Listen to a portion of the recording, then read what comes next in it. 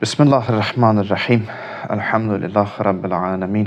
Və salatu və salamu ala əşrefil ənbiya vəl mursalin. Seyyidina və nəbiyyina və mevlana Əbəl Qasimi Mustafa Muhammed sallallahu aleyhi və alihi və səlləm və alihi teyyibin tahirin və la'natullah ala a'daihim ecma'in. Minəl an ila qiyami yevmiddin. Əudu billahi səmil alim minəşşeytanirracim. Rabbi şrah li sadri və yessir li əmri. Vəhlul uqdətən min lisani yefqahu qavli. Allah Teala bu cüməni bizlərə mübarək etsin. Allah bu cümə günündə edilən duaları, qılınan cümə namazları qəbul eləsin. Xəstələr var, nəzərdə olan xəstələr var. Allah bu cümə gününün hörmətinə onlara tezliklə şəfa versin. Bütün müsəlmanları bir-birinə daha da mehriban etsin və İmam Zaman əleyhissalamın zuhurunu təzir eləsin inşallah. Biz neçə cümədir, 2 cümədir ki, xanım Zəhra Salamullah aleyhə haqqında danışırdıq və bu söhbətlərimizi Əyyam-ı Fatimiyyə bununla bağlı, yəni ona həsr etmişdik, o günlərə həsr etmişdik. 2 cümə biz xanım Zəhra haqqında danışdıq. 2 cümə qadının təbii həyatı haqqında danışdıq. Bugün istəyirəm ki, bir neçə hədis deyim xanım Zəhra haqqında ki, xanım Zəhra bildik ki, qadınlar üçün, ümumiyyətlə, bütün müsəlmanlar üçün örnəkdir. Xanım Zəhranın həyat tərzi, xanım Zəhranın ailədə olan həyat tərzi. Əsas məğz bu idi ki, xanım Zəhra öz təbii həyatı ilə yaşayırdı və onun o təbii həyatı kənardan yüklənən hər hansı bir yüklər deyildi. Xanımın öz təbii yükü idi. O həyatı yaşayıb, ondan sonra fədakar xutbəsi oldu. Xanım Zəhranın ictimai vəzifəsi gəldi boynuna. Məsələn, imamət haqqını müdafiə etməyə başladı və bunlar göstərir ki, bir qadın öz təbii həyatını yaşasa, kənardan kimsə qadını yükləməsə və qadın aldanmasa, həqiqətində qadının əzəməti yerində qalacaq. Qadın elə öz əzəmətini orada göstərir. Yəni, ictimai bir vəzifəyə sahib olmaq süni şəkildə olan yüklərlə olmur. Qadın öz təbii həyatını davam etdirərsə, onun üzərinə ictimai vəzifədə gələr və qadın heç də ictimai vəzifədən məhrum deyil. Dinimiz qadını ictimai vəzifədən məhrum etmir, amma bir şərtlə ki, bunlar ailə təməlindən başlamalıdır. Və mühüm məsələ bu idi. Ailə təməlindən başlamalıdır. O ictimai vəzifə qadına öz ailəsini, ailə dəyərini unutturmamalıdır. Həzrət Peyğəmbər salavatullah buyurur ki, Fatimətu bədəətun minni yu'zini mə əzəha. Buyurur ki, Fatimə mənim bir parçamdır, onu incidən məni incidər. Peyğəmbərimizin bu sözüdür. Biz bu sözə bəlkə də elə belə baxmışıq ki, indi Peyğəmbər də öz qızına görə deyir, qızına olan sevgisidir, qızına olan rəhmətini göstərir. Amma bu sözdə həqiqətən böyük həqiqətlər var. Fatimə mənim bir parçamdır deyəndə, bədəətun minni, bu söz çox əzəmətli bir sözdür. Peyğəmbər bir əzəməti bildirmək istəyir orada. Xanım Zəhranın ucalığını bildirmək istəyir. Yəni, bu hədis sadəcə olaraq Həzrət Fatimənin bioloji bir qız olduğunu deyil. Yəni, Peyğəmbər bildirir ki, mənim bir parçamdır, bu mənada ki, o mənim bioloji qızımdır. Yox, yalnız bu deyil, bunu bildirmək istəmir. Mən onun atasıyam, o mənə görə dünyaya gəlib, mən səbəbəm ki, o dünyaya gəlib. Yox, bunu bildirmək istəmir, o bioloji tərəfi bildirmək istəmir Peyğəmbər. Bu öz yerində, bu zatən var. Bu zatən var. Fatimə mənim bir parçamdır deyəndə zatən bilirik ki, həqiqətən də Həzrət Zəhra Peyğəmbərin qızıdır, bir parçasıdır. Yəni, bunu deməkdə məqsəd nədir? Peyğəmbər bizə nəyə çatdırmaq istəyir? Və Peyğəmbər hər hansı sözü deyəndə, söz seçəndə, bir mənanı ifadə etmək istəyəndə dolğun bir sözlə onu ifadə edər. Yəni, samballı, əzəmətli bir sözdən istifadə edər. Peyğəmbər bildirmək istəyir ki, bu sözdən, bu sözü yadda saxlayın, hədisin ərəbcəsini yadda saxlayın, bədəətun minni. Nəyi bildirir bu? bir parça, yəni nə? Peyğəmbər demək istəyir ki, Zəhra nübüvvətin bir parçasıdır. Yəni mənim təkcə bioloji qızım yox, o mənim parçamdır. Yəni nə? Nübüvvətin bir parçasıdır. Zəhra nübüvvətin bir parçasıdır. Risalətin davamçısıdır. Zəhra risalətin davamçısıdır. Peyğəmbər bu sözlə göstərmək istəyir ki, Zəhra, mənim qızım Zəhra bir məqam daşıyır özündə. Təkcə bioloji qızım deyil, məqam daşıyır. Mənim bir parçam nə?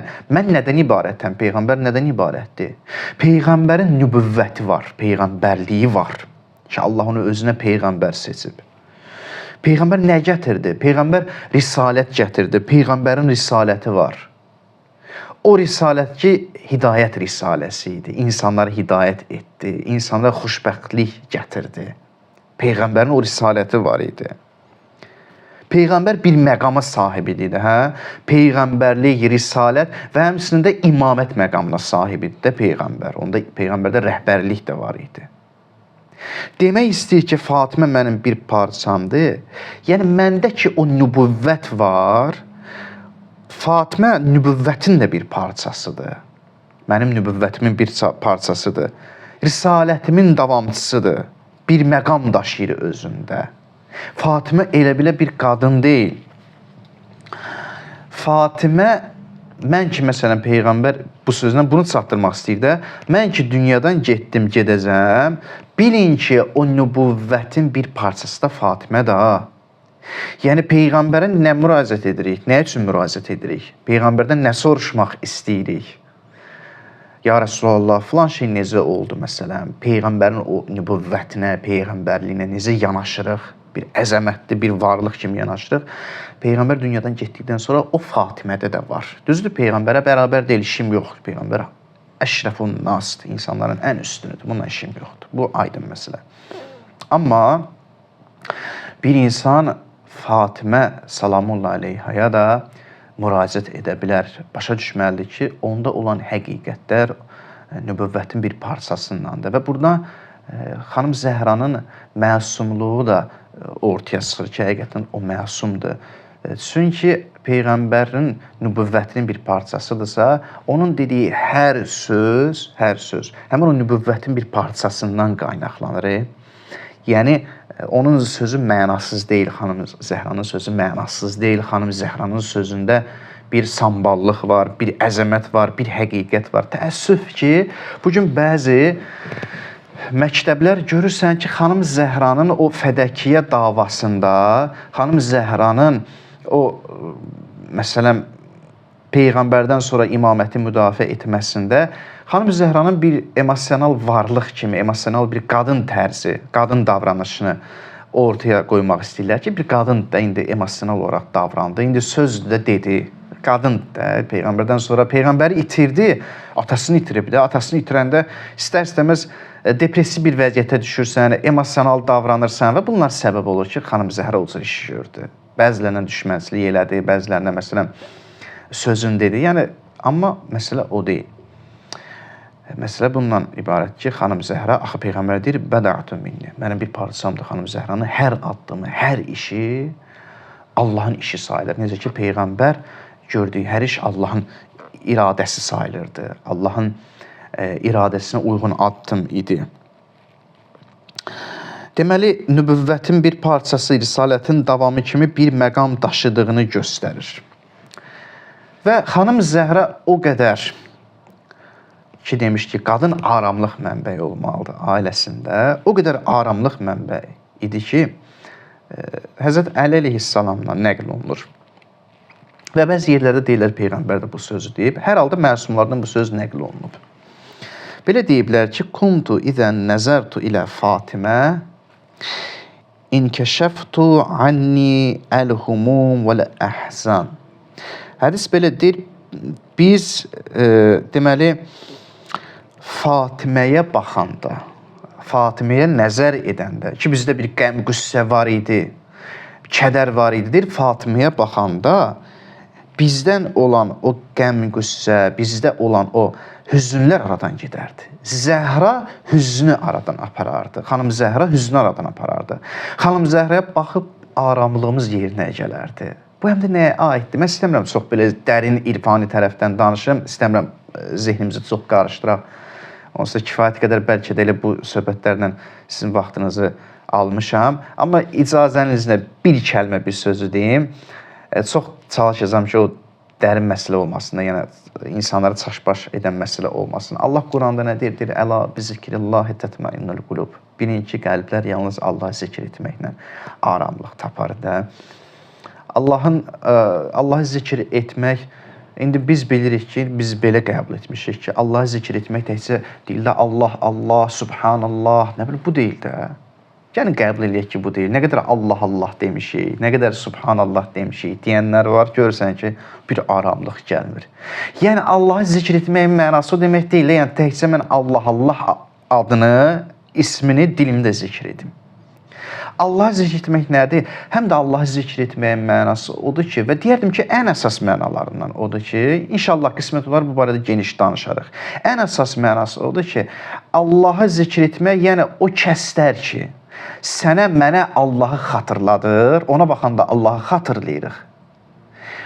Allahı xatırlamaqla, onun varlığı ilə bizə aramlıq bəxş olunur. Odur, əla bi zikrillahi tətmainnul qulub.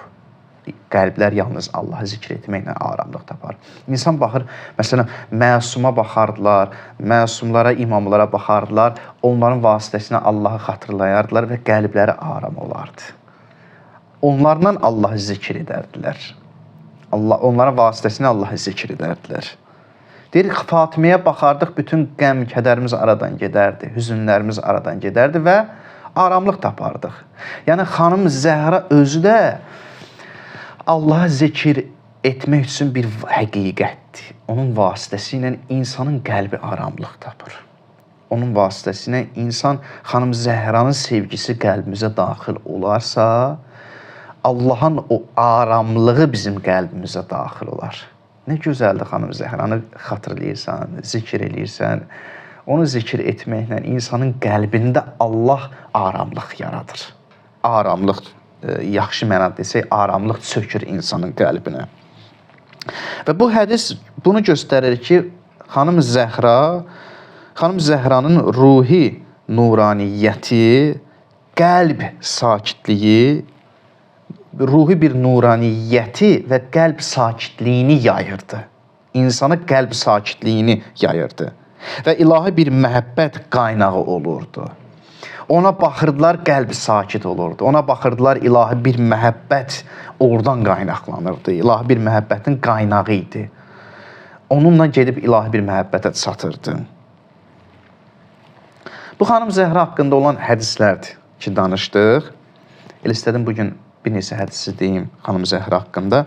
Bilirik ki, cahiliyyət ərəb cəmiyyətində ki, əvvəllərdə qeyd etmişdik ki, qadın dəyərsiz idi. Onların nəzərində qadın dəyərsiz bir varlıq idi. Hətta deyirlər ki, varislikdən ki, məsələn, varislik məsələsi var, varis olardılar da, miras satardı. Deyir, onları o varislik məsələsindən məhrum edirdilər qadınları. Çünki qadın onlar üçün dəyərsiz idi. Qadının sosial mövqeyi yox idi. Yox, qadının nə sosial mövqeyi olacaq? Qadın kimdir ki? Belə bir davranışı var idi. Qadınlara belə baxırdılar. Məhz belə bir çətin dövrdə, Allah bütün bu, necə deyim, səhv düşüncələri dağıtmaq üçün bir qadını seçir, bir xanımı seçir. Onu göndərir. O xanım Peyğəmbərin qızı olur. Və belə bir dövrdə Allah Taala Zəhranı göndərir ki, qadının ilahi dəyərini bərpa etsin. Zatən qadının dəyəri var, amma qadının dəyərini itiriblər, gizlədiblər. O qadının ilahi dəyərini bərpa etmək üçün xanım Zəhranı göndərirlər. Xanım Zəhra gəlir və qadının o ilahi dəyərini bərpa edir. Yenidən qadının həqiqətini üzə çıxarır. Ola bilər də, bəzi həqiqətlər var ki, onlar bir gözəllikdir, onlarda bir dəyər var, amma bir müddətdən sonra cəmiyyət o dəyəri gizlədir, gizlin qalır, dəyərsiz kimi təqdim edirlər və bir müddətdən sonra yenidən o dəyər öz həqiqətini tapır, öz həqiqətini, əvvəlki həqiqətinə qayıdır. Xanım Zəhra gəlməklə qadını əvvəlki həqiqətə qaytardı. əvvəlki həqiqi o dəyərini üzə çıxartdı. Xanım Zəhra qadının zəkasının nə qədər üstün olduğunu göstərdi. Göstərdi ki, qadın zəkalıdır. Qadının həqiqətən də zəkası var.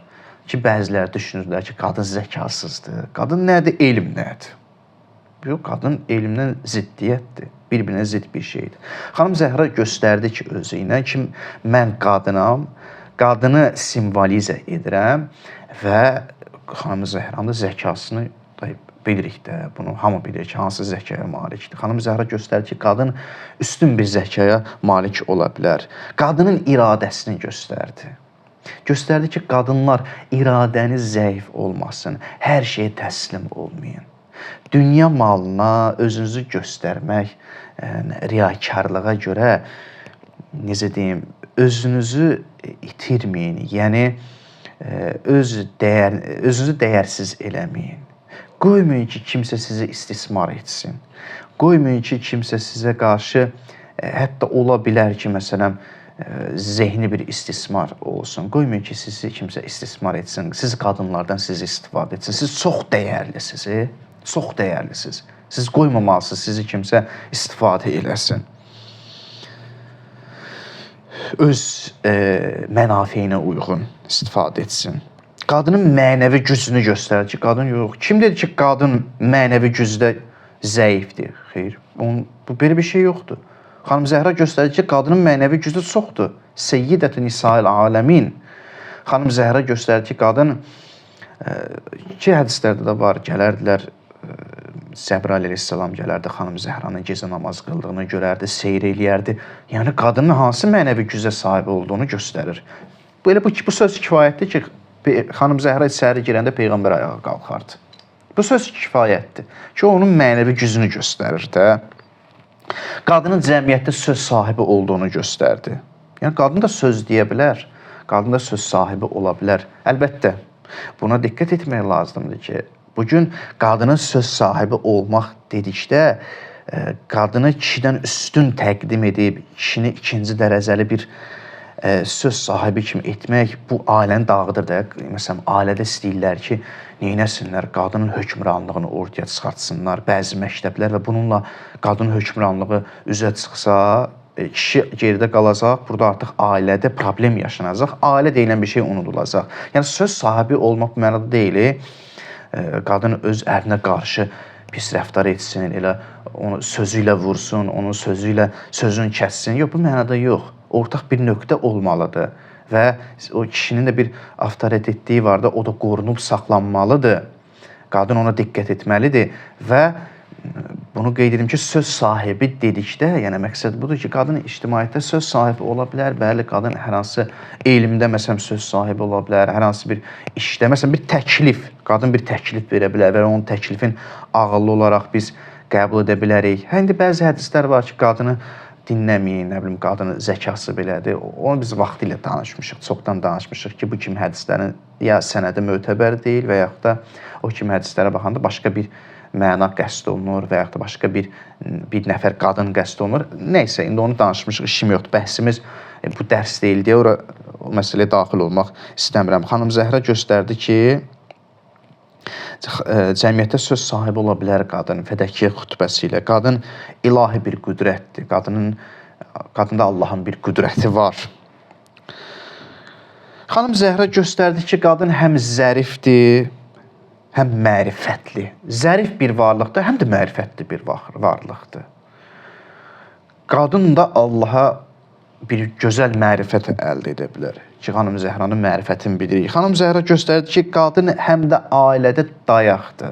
Cəmiyyətdə dayaq ola bilər, ailədə dayaq ola bilər. Xanım Zəhra göstərdi ki, Allaha yaxınlıq yolunda, Allaha yaxın olmaqda, yəni bəndəlik yolunda zirvəyə çata bilər.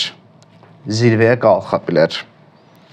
Bir sözlə, İslam qadına dəyəri məhz Zəhra salamullah əleyhə modeli ilə tanıtdı. Zəhra modeli ilə göstərdi ki, bəli, qadının bir dəyəri var, böyük dəyərə malikdir. Biz neçə cümlə danışdıq və nəticə olaraq ki, bu axırıncı cümədə xanım Zəhra haqqında, qadının təbii həyatı haqqında danışırıq. İnşallah növbəti cümə biz o birisi mövzumuza davam edəcəyik. Hucurat surəsini davam edəcəyik. Sosial münasibətləri. Amma xülasə qeyd edək ki, burada bir ortaq nöqtə seçilməlidir. Qadın söz sahibi ola bilər, ictimai bir varlıq ola bilər, qadının cəmiyyətdə dəyəri ola bilər, amma bunlar nə zaman belə deyim, dəyərli olar? İctimai bir varlıq olaraq qadın nə zaman dəyərli ola bilər? O zaman ki, o ailə dəyərini bilir və ailədə hər şey tənzimləyib. Yəni, qadın ailədə öz ailəsini tənzimləyə bilməyib, orada xaos yaradıbsa, bir düşünün, cəmiyyətdə o gəlib, cəmiyyətə nəsə tənzimləyə bilər, ictimai bir şeylərdə, işlərdə nəyisə tənzimləyə bilər, xeyr, orada da xaos yaradacaq da. Yəni, hər şey buradan başlayır, ailədən başlayır. Və bunları danışmaqla təkcə ilə qadının üzərində də hücum eləmirik. İndi xanım Zəhranın şəhadətidir deyə, ona görə onu danışırıq. Həm də kişilərə də aiddir ki, kişilər də bu şeyə riayət etməlidir. Kişilər də qadının dəyərini üzə çıxarmalıdır. Çalışmalı ki, onun dəyərini üzə çıxartsın. Qadını sındırmamalıdır. Qadınla mehriban rəftar etməlidir. Qadını anlamalıdır və s. Ailə belədir də, ailə belədir ki, mərhum ustad Allah onun ruhunu şad etsin, onun cümlələrini dinləyərdik. Ustad Hacı Şahin Həsənli də deyərdi ki, iki nəfərin birləşib ailə qurması o demək deyil, o iki nəfərin xasiyyəti eynidir. Alınmadı, evlənə bilmədik, ailə qura bilmədik, boşandıq və yaxud niyə xasiyyətimiz tutmadı. Axı kim deyir ki, iki nəfərin xasiyyəti eyni olmalı? Sən başqa adamsın, başqa adamdır, xasiyyətlər fərqlidir. Ortada fədakarlıq var ki, bir-birinizin xasiyyətini bir-birinizə fəda edin. Yəni, öz xasiyyəti və onun xasiyyətinə görə keç, o da öz xasiyyətini sənin xasiyyətinə görə keçsin. Ailədə fədakarlıq faktoru olmalıdır ki, bununla ailə möhkəm qalsın. Ailənin o dəyəri qorunub saxlansın. Allah bizlərə xanım Zəhranın dünyada ziyarətin, qiyamətdə şəfaətin nəsib eləsin.